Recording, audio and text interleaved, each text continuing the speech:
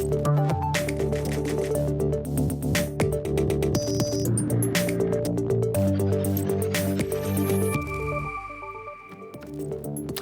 evening, I'm Joel Flynn in Hong Kong. Welcome to View TV News. Coming up on tonight's show. A few surprises from Carrie Lam as the incoming chief executive picks her executive councillors.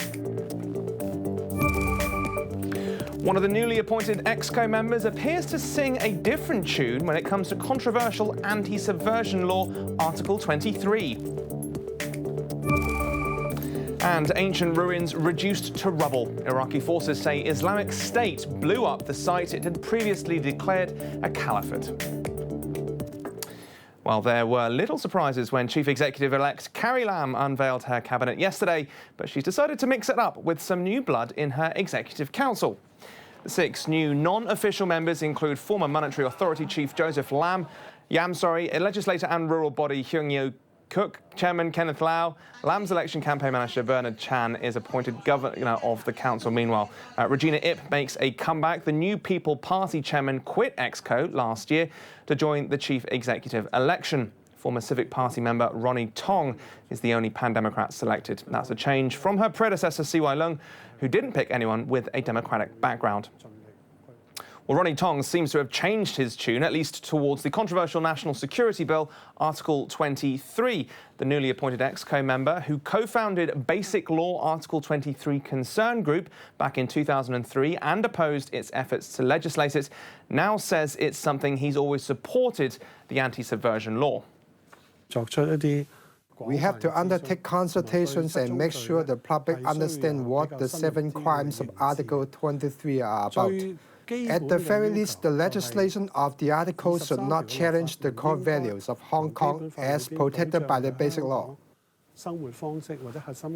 Well, for keen home buyers who applied for subsidised flats in Choi Hung and Mui Wo under the home ownership scheme, the ballot result is out. Those selected can buy their homes starting from August. The Housing Authority said it received over 100,000 applications for the 2,108 flats offered. About 12,000 of the applicants are living in public housing. The flats up for grabs fetch between 1.39 million and 3.85 million. Mrs. Lai was one of the lucky ones. She wants to buy a home for her daughter. I'm really happy we've been selected. This is really a surprise to us. We will have a big feast at a buffet restaurant to celebrate. Iraqi forces say Islamic State militants have blown up Mosul's Grand Al-Nuri Mosque and its famous leaning minaret.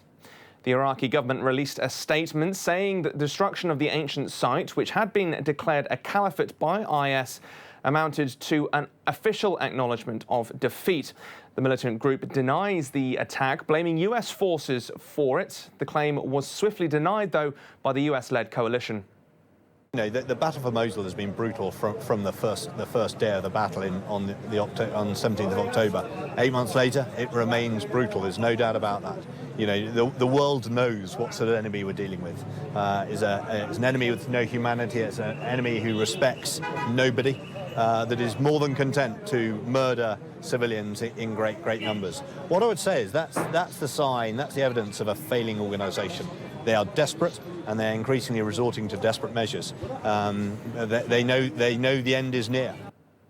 The US is pressing China to exert more economic and diplomatic pressure on North Korea in order to halt its nuclear and missiles programs during a round of high-level talks in Washington. The meeting comes a day after US President Donald Trump said Beijing's efforts to leverage Pyongyang had failed. The US leader tweeted, "While I greatly appreciate the efforts of President Xi and China to help North Korea, it has not worked out. At least I know China tried." That has raised fresh doubts over Trump's strategy for countering threats from Kim Jong-un's regime. The death of Otto Warmbier, an American student who was released after 17 months of imprisonment in North Korea, has further complicated Trump's approach to Pyongyang. We reiterated to China that they have a diplomatic responsibility to exert much greater economic and diplomatic pressure on the regime if they want to prevent further escalation in the region. North Korea has engaged in a number of criminal enterprises that help fund its weapons programs. We must step up our efforts to help to curtail these sources of revenue. Meanwhile, the US president told a rally in Iowa he wants a healthcare plan with heart. This comes a day before Republicans in the Senate release a bill expected to roll back Obamacare's expansion, a healthcare program for the poor. Donald Trump again fought for Democratic support for the bill during his Make America Great Again speech in Iowa. The Washington Post reported that the bill is set to repeal most of the taxes that pay for Obamacare, giving states wider latitude to opt out of its regulations and eliminate federal funding for Planned Parenthood, which is an abortion services provider. And by the way, if we had even a little Democrat support, just a little, like a couple of votes, you'd have everything. And you could give us a lot of votes, and we'd even be willing to change it and move it around and try and make it even better. It's going to have good heart, but even better. But again, they just want to stop. They just want to obstruct. A few votes, seriously, a few votes from the Democrats, it could be so easy and so beautiful. A US official told Congress that Russian hackers had targeted election systems in 21 states during last year's presidential campaign. Testifying before the Senate Intelligence Committee, Jeanette Manfra said the Homeland Security Department has evidence that Russia had launched the cyber attacks, although she stopped short of naming which states had been pinpointed. Manfra, who's the department's acting deputy undersecretary of cybersecurity, said there was no evidence that any ballots were manipulated in the hack. US intelligence agencies have concluded that Moscow meddled in the election to help Donald Trump win the leadership last November. OK, coming up next, the top business stories making headlines.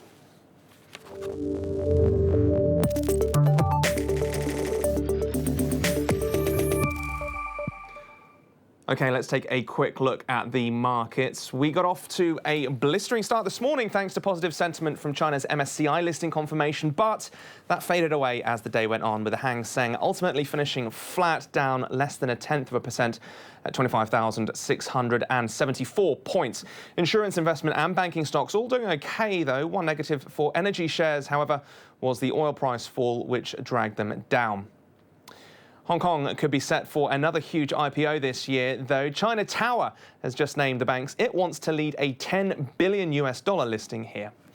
It is an exciting development for the telecoms market. China International Capital Corp and Goldman Sachs will head up this IPO, subject, of course, to approval. The company, made up of China Unicom Hong Kong, China Mobile and China Telecom, was formed back in October 2015 as a way of saving money on infrastructure and cutting management costs. The listing is highly anticipated and could spur investment from mainland tech money. A date, though, still hasn't been set for the IPO. OK, well, a week on from Amazon's surprise announcement, it was buying Whole Foods, and analysts are still digesting the online powerhouse's move into bricks and mortar. While some have suggested, though, that it could shake up the Western food retail market in China, Amazon is already on the back foot, as Sami Vadas reports. Amazon may have scooped the M&A headlines by swallowing Whole Foods, but half a world away, Chinese tech giants are already digesting heavy bricks and mortar deals in the #1 online grocery market.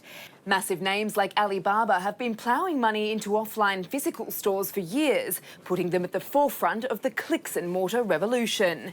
Technology correspondent Kate Cadell is in Beijing. Chinese tech firms have a bit of an advantage in that there's not a whole lot of big incumbent players in the retail space. So in a lot of ways, they're quite a bit ahead in terms of investing. We have companies like Alibaba who've invested $9.3 billion over the last couple of years in this enterprise. But at the same time, it's also because they have huge payment apps as well. King of the Chinese payment apps, WeChat, with its eye-popping 930 million users. It's partnered up with mega online retailer JD.com, allowing customers to spend money at the click of a button using an app that almost the entire country uses every day. Amazon may be the industry leader in the US, but good luck to Jeff Bezos if he ever turns his attention to the world's #1 e-commerce market.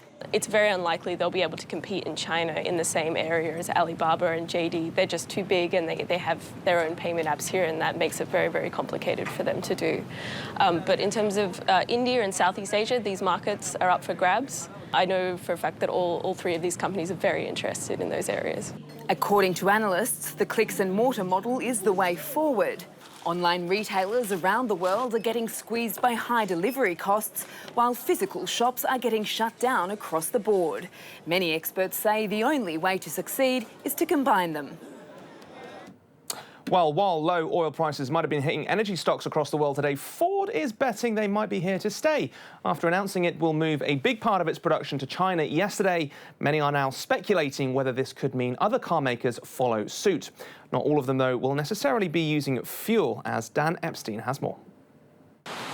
Well, it's a move that makes a lot of sense for Ford financially. They already have a large operation in China. They have factories in Jiangxi, Hangzhou and Chongqing. And it's in Chongqing where they plan to move production of the Ford Focus. And it's at a time when sales in America of the smaller, more compact car have plummeted by 20%. And they say because of the infrastructure they already have in China, because of the comparably low cost of labor, they're going to save about $1 billion by moving this production there. Now, it's also a win for China, who's trying to showcase themselves as a place of high-end manufacturing, and many of the world's top automakers have moved production there, including Ford, including GM, including Volkswagen.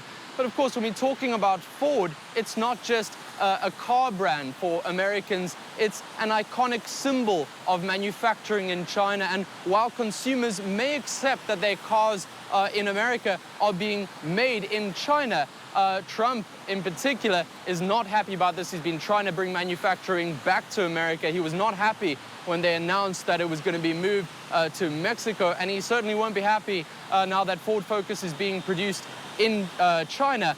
And we're expecting to see some sort of taxation imposed upon the imports of these vehicles made in China. But Ford says even with new taxation, the costs will just make sense.